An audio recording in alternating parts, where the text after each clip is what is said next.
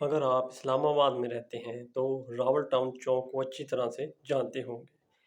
یہ چوک club road پر Serena hotel سے فیض آباد کی طرف جاتے ہوئے آتا ہے۔ چوک میں ایک پیٹرول پمپ اور ایک پرانی مسجد ہے اور مسجد کے ساتھ ایک چھوٹا گاؤں ہوتا تھا۔ گاؤں کی زمینیں ایکوائر ہو چکی تھی۔ امیر لوگ زمین کی قیمتیں وصول کر کے بڑے بڑے سیکٹروں اور فارم ہاؤسز میں شفٹ ہو چکے تھے، لیکن وہ غربا پیچھے رہ گئے جن کی زمینوں کے پیسے امرا کھا گئے، یا وہ جو کمین تھے اور ان کے نام کوئی زمین نہیں تھی۔ حکومت نے انہیں کوئی معاوضہ بھی نہیں دیا۔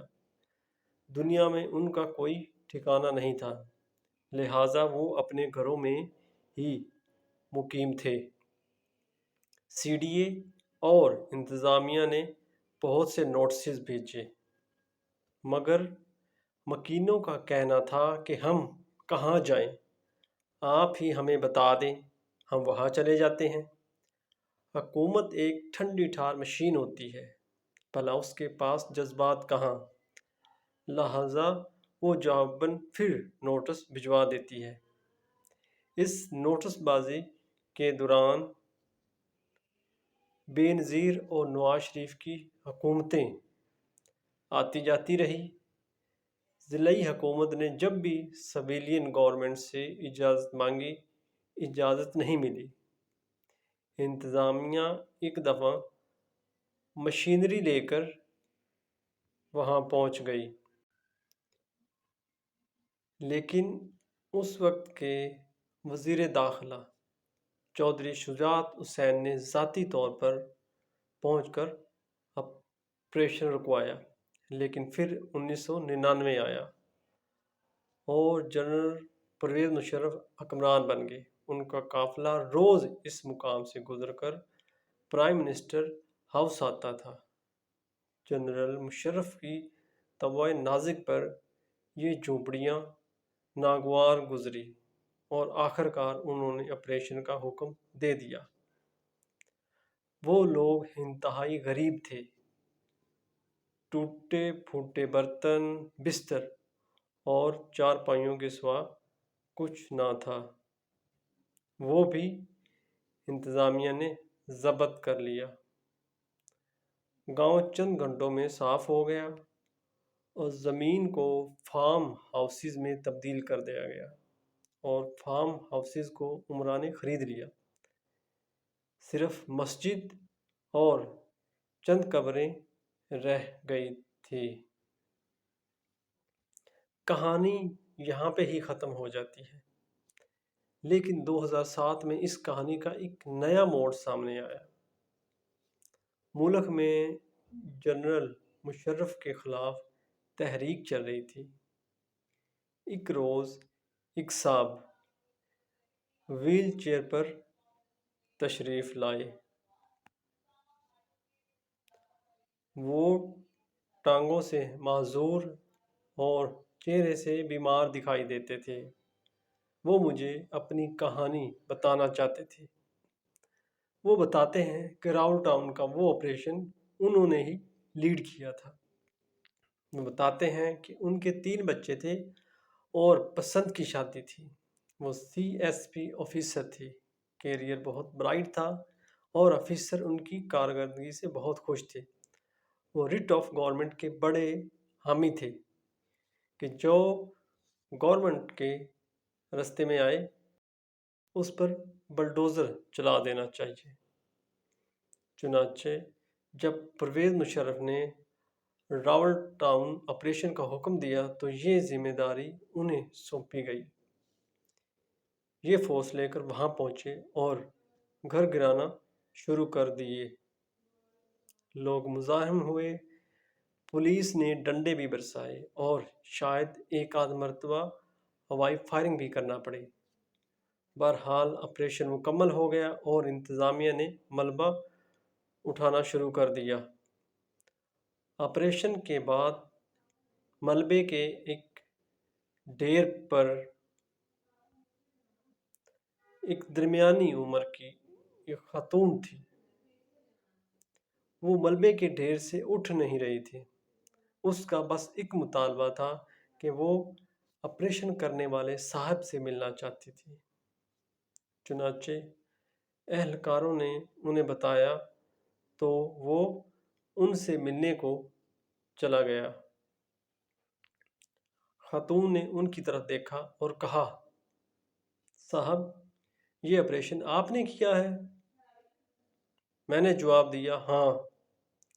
اس نے جھولی پھیلائی اور آسمان کی طرف دیکھا اور بولی، اے پروردگار، اس نے میرے اور بچوں کے سر سے چھت چھینی ہے۔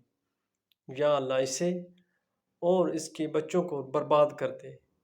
میں اس وقت جوان تھا تو منہ دوسری طرف کر لیا۔ اس خاتون نے کہا، یا اللہ، ہم سے گھر چھیننے والے تمام لوگوں کو برباد کر دے۔ اس کے بعد اس نے اپنی پوٹلی اٹھائی اور اپنے بچوں کو ساتھ لے کر چلی گئی۔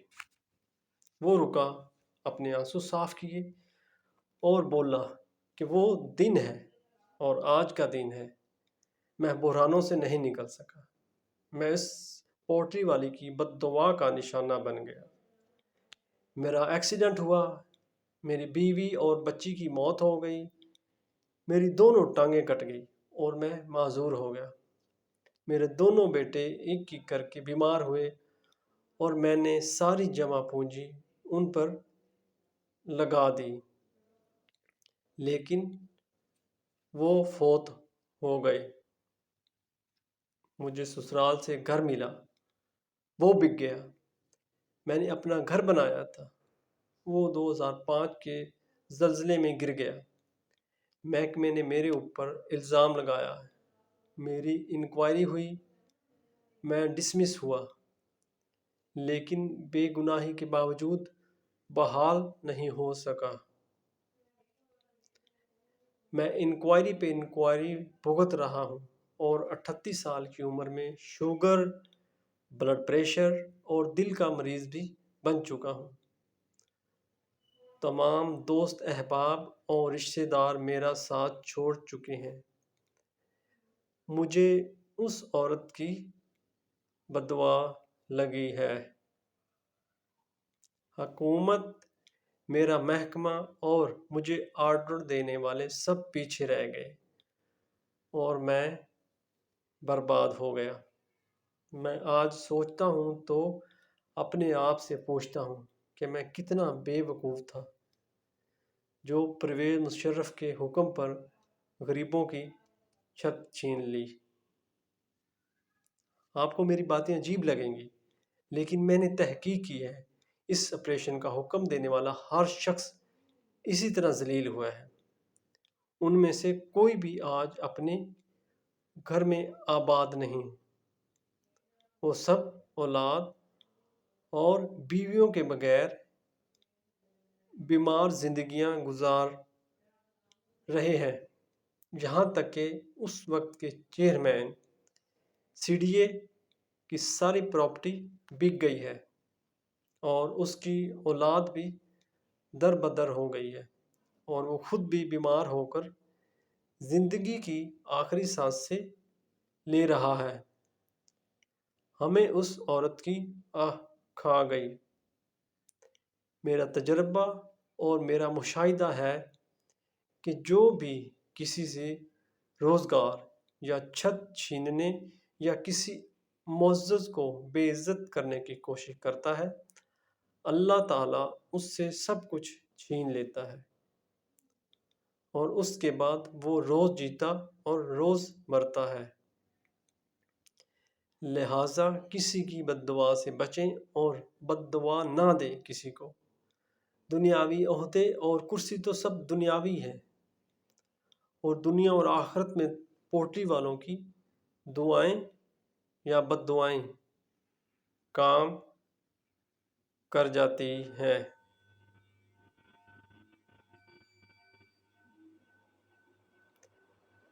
اس پیغام کو دوسروں تک پہنچائیں تاکہ اللہ کسی کی زندگی آپ کے ذریعے بدل دے۔